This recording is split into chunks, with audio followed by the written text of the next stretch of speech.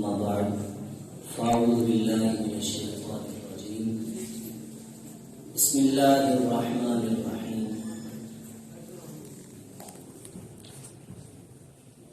مثل الذين ينفقون أموالهم في سبيل الله كمثل حبة أنبتت 7 سنابل في كل سنبلة 100 حبة والله يضاعف لمن يشاء والله واسع عليم آمنت بالله صدق الله العظيم وصدق رسوله النبي الكريم الأمين إن الله وملائكته يصلون على النبي يا أيها الذين آمنوا صلوا عليه وسلموا تسليما الصلاة والسلام عليك يا سيدي يا رسول الله وعلى آلك وأصحابك يا سيدي يا حبيب الله الصلاة والسلام عليك يا سيدي يا خاتم المعصومين وعلى آلك وأصحابك يا سيدي يا خاتم المعصومين عجب دستور والے ہیں عجب دستور والے ہیں حرا کے نور والے ہیں ملائے بندے کو رب سے ہم اس منشور والے ہیں. اب عزیزوں کے سامنے قرآن مجید قرآن رشید کی آیت کریمہ پڑھنے کا شرف حاصل ہوا. اس کے اندر مالک و مولا ارشاد فرماتا ہے جو لوگ میری راہ میں خرچ کرتے ہیں مثال ان لوگوں کی اس دانے کی طرح ہے جس کے اندر 7 بالیاں ہوں اور ہر بالی کے اندر 100 دانے یا اس سے بڑھ کر یضاعف لمن یشاء اللہ چاہے تو اس سے بھی زیادہ دے. واللہ واسع علیم اور اللہ رب العزت وسعت اور علم والا ہے. ہمارا جو اسلام ہے ہمارا دین وہ ایک آفاقی دین ہے اور اس کی تعلیمات ہمیں آقا و مولا صلی اللہ علیہ وسلم نے جو سپرد کی ہیں علماء حقہ کے سپرد کی ہیں. حضور نے فرمایا نا کہ علماء حقہ میرے وارث ہیں. اور صدر الفضلاء حضرت مفتی نعیم احمد مراد آبادی رحمۃ اللہ علیہ قرآن مجید برہان رشید کی آیت کریمہ کی تفسیر کچھ یوں کرتے ہیں ہے کوئی یضاعف لمن یشاء اللہ تعالیٰ جسے چاہے تو زیادہ کر دے.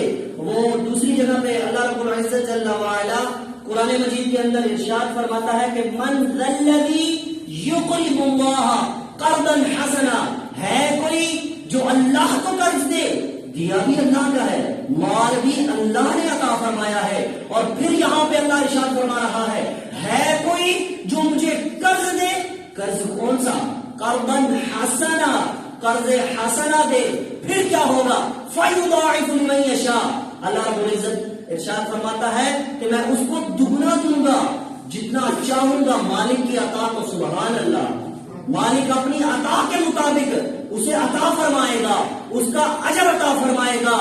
اور قبلہ مفتی نعیم احمد مراد آبادی رضی اللہ تعالیٰ عنہ لکھتے ہیں کہ یار انسان جو ہے نا قرض اس کو دیتا ہے جس پر اس کو بھروسہ ہوتا ہے اور اللہ فرما رہا ہے کہ تم میرے اوپر بھروسہ کرو مجھے قرض دو.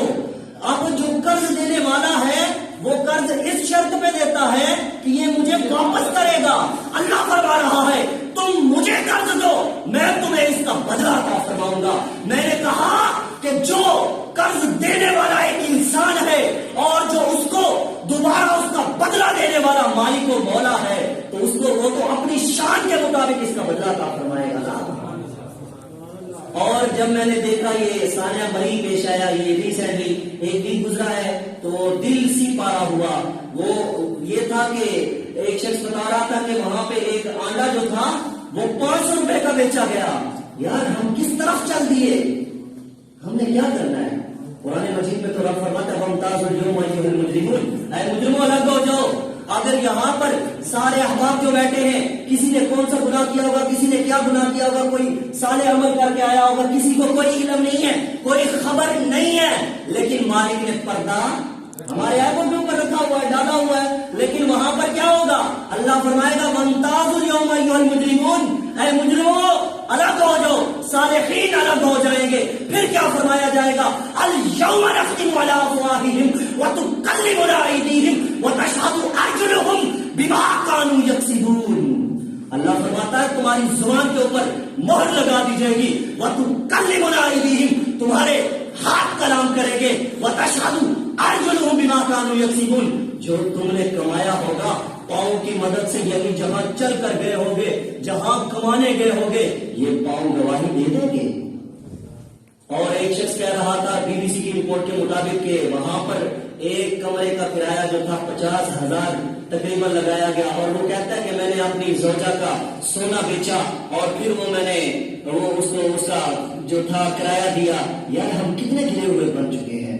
اور مجھے وہ شعر یاد آتے ہیں، وہ کہتا ہے کہ جس صحابہ اکرام کی اگر ہم زندگیاں دیکھیں نا، انہوں نے کس طرح قوت و بھائی چارہ کی مثالیں قائم کی ہیں. اپنے آقا مولا صلی اللہ علیہ وسلم کو سبحان اللہ دیکھیں تو سبحان اللہ انہوں نے کتنی کتنی مثالیں قائم کی ہیں. جب ہم اپنے اوپر دیکھتے ہیں، اپنے معاشرے کو دیکھتے ہیں تو دل خون کے آنسو ہوتا ہے. وہ شاعر کہتا ہے اسی کو دیکھ کر، جس دور پہ نازا تھی وہ دنیا، جس دور پہ نازا تھی وہ دنیا، اب وہ ہم زمانہ بھول گئے. اوروں کو جگانا یاد رہا، خود ہوش میں آنا بھول گئے. منہ دیکھ لیا آئینے میں پر داغ نہ دیکھا سینے میں، جی ایسا لگایا جینے میں کہ مرنے کو مسلمان بھول گئے، مرنے کو مسلمان بھول گئے. ہم مرنا بھول گئے ہیں. تو دوستو علامہ اقبال رحمۃ اللہ علیہ کے شعر کے اوپر اپنی گفتگو کو ختم کرتا ہوں. یہ معاشرہ کیسے سیدھا ہوگا؟ اس معاشرے کے اندر جو بگاڑ پیدا ہو چکا ہے وہ ایک ہی طریقے سے دوبارہ یہ معاشرہ سیدھا ہو سکتا ہے کہ ہم اپنے دل کے اندر اللہ رب العزت کا خوف رکھیں اور اللہ رب العزت سے ڈرتے ہوئے اپنی زندگی کو محبوب علیہ السلام کے مبارک اسوہ حسنہ کے مطابق گزار دیں. اقبال کہتا ہے شکوائے ظلمت و شب سے، شکوائے، اب میں بھی شکوے کر رہا ہوں، کئی احباب بیٹھے ہوں گے اپنے دل کے اندر کوئی شکوہ لے کر. اقبال صاحب فرماتے ہیں قلندر لاہوری شکوائے ظلمت و شب سے کہیں بہتر تھا کہ اپنے حصے کی شمع جلاتے جائیں.